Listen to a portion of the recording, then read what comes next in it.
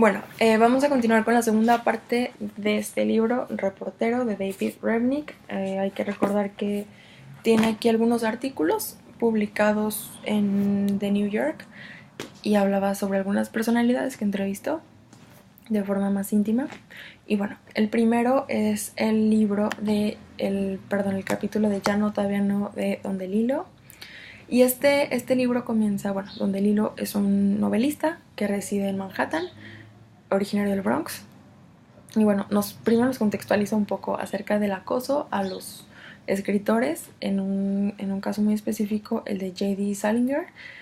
Él lo acosan de tal forma y le sacan unas fotos de tal forma que él al final decide optar por el retiro y no vuelve a escribir. Entonces, DeLillo lo que mencionaba es que a él no le gustaba que él fuera la figura pública. Él quería que la figura pública fueran sus escritos, sus libros, toda esta parte, porque eso era lo importante, no tanto él.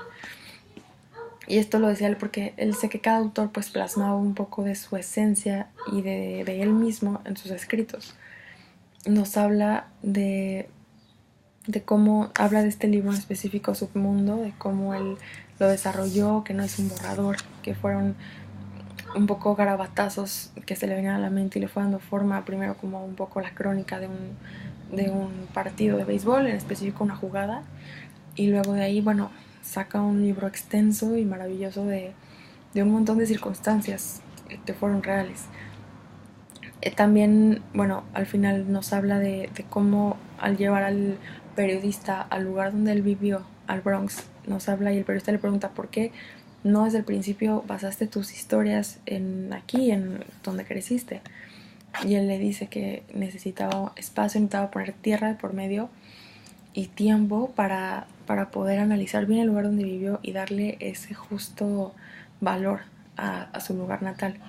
Lo llevó a su casa, lo llevó a su escuela y nos mencionó una cierta cantidad de lugares donde se podía ver que sí estaban basados sus libros, ¿no? Entonces, bueno, la realidad de esto es que él lo que no quería era mostrarse él como figura pública. De hecho, para la entrevista pide no se revele dónde vive exactamente, más que residía en Manhattan.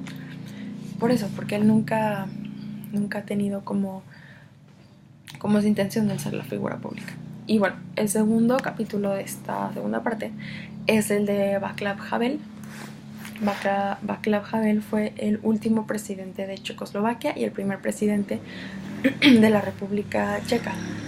En este capítulo nos habla específicamente sobre sus últimos días como presidente, más en específico de sus últimos días en el castillo en el que vivió 13 años, que fue el tiempo que duró su gobierno. Nos habla aquí de un presidente que no fue como todos. Él venía de una familia acomodada, que al momento de la dictadura su familia pierde estos privilegios. Él ya no puede seguir en la universidad buena donde él estaba. Él empieza a ver otra realidad, entonces él se empieza a avergonzar un poco de donde él venía. Él estudió para ser dramaturgo y en sus clases y en sus reuniones se le daba pena mostrar su verdadera procedencia. Él se volcó contra el sistema, expresaba a través de su arte su inconformidad y eso, la gente lo empezó a conocer, lo quieren postular para presidente, lo logra y bueno, la forma en que lo hizo, pues eso no fue común y aparte el hecho de que él a la hora de dar sus discursos, y esto es algo que llamó mucho la atención, él no se ponía como una máscara y fingía que era seguridad y todo, él decía que estaba nervioso, que se sentía un poco perdido, que pues que eso, que no era mostrar a la gente sus inseguridades para que ellos lo vieran como alguien pues transparente, ¿no? Esto a sus asesores no les gustaba porque pues cómo mostrar al presidente como alguien débil y nervioso. En su sentir eso era transparente. Aquí lo menciona como una persona tímida, un poco callada, que siempre veía al piso o a los hombros de la gente al hablar, que en ningún momento en la entrevista lo ve a los ojos, de hecho. Menciona lo importante que fueron sus dos esposas en sus respectivos momentos. Menciona también y se excusa con la gente, con su pueblo, el por qué al morir su primera esposa se casa tan pronto con esta actriz. Él dice que porque su primera esposa le decía que él no tenía que estar solo y que las dos fueron un apoyo en diferente forma.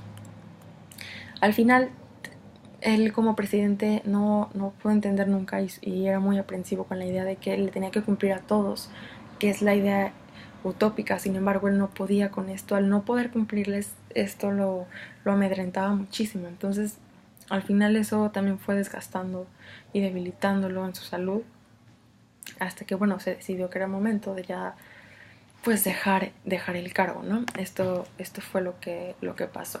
Y bueno, luego sigue el tercer capítulo, que es el de Estamos Vivos, de Bruce Springsteen. Bruce Springsteen es el guitarrista famoso de la banda Castles. Y bueno, aquí nos habla, esta historia fue de hecho de mis favoritas. Este cantante y músico estadounidense habla de todos los procesos que se llevó y que formaron a él como estrella de rock. Mucha de la información que se da en este capítulo se obtiene a través de Van Sant, que fue amigo de la infancia de Bruce. También fue su mano derecha. Y bueno, el periodista lo escribe y se describe en el libro como una persona a su edad todavía, y aquí menciona la palabra, indultantemente atractiva, que tenía la misma rutina de ejercicio desde hace 30 años, que no consumió drogas, que siempre se cuidó, y que para él la música representaba una forma de romper con esta rutina y de mostrar la libertad. Un dato curioso que aquí menciona es que lleva tocando con los músicos más de 30 años, perdón, desde el gobierno de Ford, que bueno, es muchísimo tiempo. Y que a pesar de que, bueno, siguen tocando todo este tiempo juntos, han pasado por momentos súper complicados. 3 de los integrantes pasaron por el quirófano. Y aquí nos dice que su vida no es muy diferente a la de un rockstar en una película, sino que la única diferencia es que pues aquí sí es real. Nos habla también de lo complicado que fue la relación con su padre a partir de la muerte de su hermana cuando era muy chiquita, que tuvo que huir de su casa, que porque eran tan iguales ellos dos que chocaban y no se podía. Él decía que lo hacía original, pues era su forma de ser, su carisma, y esto en conjunto con la banda. Y a pesar de que él se sentía o se siente un alma joven, se siente y sigue siendo una de las mejores bandas de rock de Estados Unidos de todos los tiempos, pues de todas formas la vida sigue corriendo. Entonces la vida empieza a cobrarles ciertas facturas sobre esto. Y bueno, luego sigue el escrito de el del escritor Sol Heinstein. Este escritor fue el que escribió el libro de 200 años juntos, que trata sobre la relación entre judíos y rusos. Lo sitúan y le dan un contexto muy padre, que hablan sobre una calle, no recuerdo el nombre, donde antes era complicado pasear, comprar una simple sopa no me acuerdo de qué era la sopa, pero una sopa, o sea, era complicadísimo comprarla y conseguirla. Y nos menciona que en estos momentos, pues que la gente se paseaba con sus celulares, compraban esta famosa sopa, compraban lo que ellos quisieran en sus supercoches, porque las cosas habían sido ya son muy diferentes. Sin embargo, y luego nos menciona que se está ofreciendo este libro, precisamente, de este escritor, y que la gente ya no le llama la atención esta historia, porque ya fue algo tan lejano que no interiorizan que algo así pasó para que ellos estuvieran viviendo de la forma que ahora viven.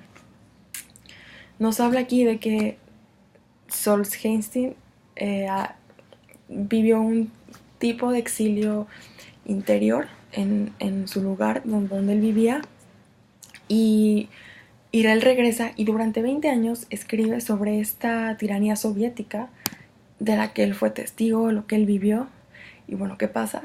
Que todos sus libros los fueron sacando hasta que lo suben en un avión, y ahora sí tiene un exilio fuera de su país. Se va a Estados Unidos, vive ya un tiempo, él nunca deja de escribir. Sin embargo, regresa, y al irse, bueno, sus libros toman cierto poder en su lugar de origen, en su lugar natal. La gente lo reconoce, lo ve. Él regresa cuando está de presidente Yeltsin. Tuvo alguno que otro encuentro, pero igual con él y con Putin, porque después habla de con Putin. Mencionaba pues que a pesar de que sí los conoció, él hablaba y los criticaba pues de lejos, porque esta era la función del escritor. Nos habla de cómo él siguió criticando al gobierno, todo el tiempo lo sigue criticando, porque él decía que la democracia pues era algo que ya se está viviendo, que la gente empieza a tener en el colectivo común, sin embargo aún no se vive, o sea, aún es como una idea utópica, sin embargo en la práctica pues aún falla mucho. Nos habla también de su rutina, cómo ha cambiado, sus paseos por el bosque, donde se inspira y todo esto, y cómo ha ido cambiando pues por la edad y por todo lo que involucra, ¿no? Y bueno, siguiendo como en este mismo contexto, nos vamos al último capítulo. El último capítulo habla sobre la tristeza, se llama Tristeza Postimperial, de Vladimir Putin. Y bueno, nos habla básicamente, Putin es el presidente de Rusia. Él toma funciones el 31 de diciembre de 1999. Después de la repentina dimisión de Yeltsin, que ya habíamos mencionado, él obtiene más del 52% de los votos. Aquí nos describe a Putin como un hombre burócrata, autoritario, agradable, pero sin carisma. Putin no lucha, él aquí nos menciona, no lucha contra el fin del comunismo, sin embargo, hereda una serie de realidades postcomunistas. Los opositores de Putin, ya sean los liberales de Moscú o los comunistas de las provincias, pues se quejan aquí mencionan que se quejan del petróleo, de que el petróleo solo proporciona una seguridad temporal, o sea que no hay que basar todo en eso. También nos muestra el cansancio de la gente y el miedo de este cambio que venía, o sea que Putin representa y él lo que él busca es, o su himno es un himno de todo el pasado, de toda la historia que él carga, pero con miras hacia el futuro, con miras hacia una recuperación. Es como una promesa a sanar todo este dolor que hubo. Aquí menciona algo muy importante, que los rusos no lamentan, o la mayoría no lamentan haber perdido esta ideología comunista. Sin embargo, lo que sí lamentan es haber perdido aquella grandeza imperial que tuvieron, porque en su momento pues la Unión Soviética representaba o infundía respeto y miedo al resto del mundo. Y bueno, no es que ahora ya no, simplemente se maneja de una forma diferente. Aquí también nos menciona que Putin, bueno, sí entiende la democracia, pero la entiende de una forma diferente aquí, como se entiende en el occidente. Para él lo más importante, o sea, lo primordial es el orden sobre el contrato social, ¿no? Es para él lo maneja de una forma interesante, pero diferente. Y bueno, esto es todo de este capítulo.